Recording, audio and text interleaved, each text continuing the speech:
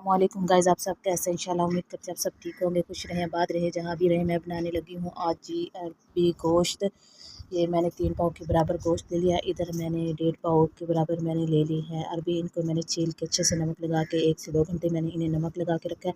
फिर उसको मैंने अच्छी तरह वॉश किया। वॉश करने के बाद इधर मैंने 2 मीडियम साइज़ के प्याज लिया है, टमाटर लिया है, अदरक लहसुन सब्ज़ मिर्ची ले लिया है। इसके साथ ही हमने अपना कुकर ले लिया। इसमें हम डालेंगे पहले गोश्त।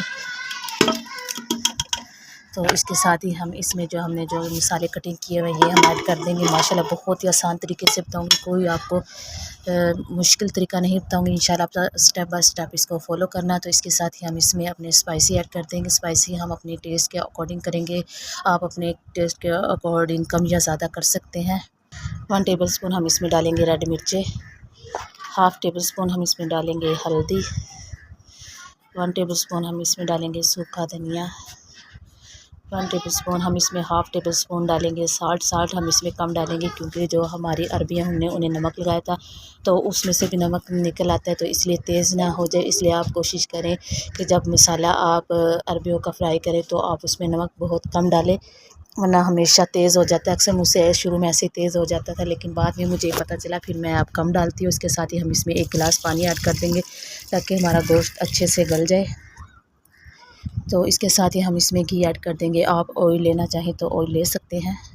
तो इसके साथ ही हम इसमें घी ऐड कर देंगे। 2 टेबल स्पून हम इसमें घी ऐड कर देंगे। तो इसके साथ ही हम इसको कवर कर देंगे।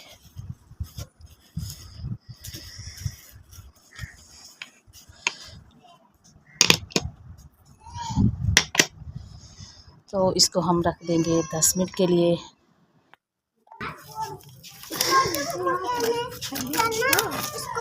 तो 10 मिनट के लिए मैंने रख दिया है कुकर को अपनी लकड़ियों के चूल्हे पे। तो 10 मिनट के बाद मैं आपसे मिलती हूँ।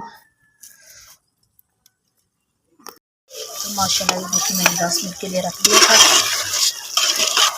तो अच्छे से 5 मिनट बुनाई करेंगे।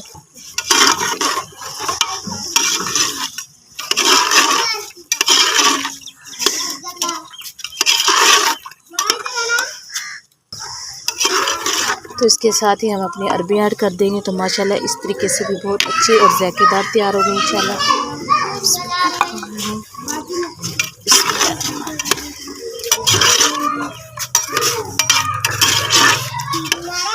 1 टेबल स्पून हम इसमें गरम मसाला, ज़ीरा, काली मिर्ची ऐड कर देंगे। इससे जायका बहुत अच्छा आता है।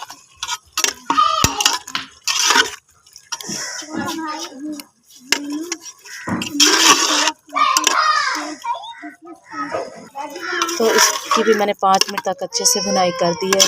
तो आप अपने हिसाब से इसमें पानी कर सकते हैं। शोरबा आपने जितना रखना है, ग्रेवी या आपको पसंद हो तो आप ग्रेवी कर सकते हैं।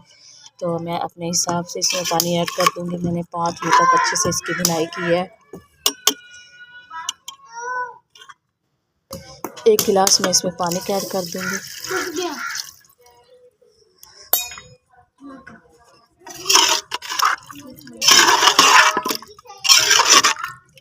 तो इसको मैं थोड़ी देर के लिए कवर कर दूंगी ताकि अगर अरबियाँ थोड़ी सी भी कच्ची हो तो ये अच्छे से हमारी गल जाएंगी।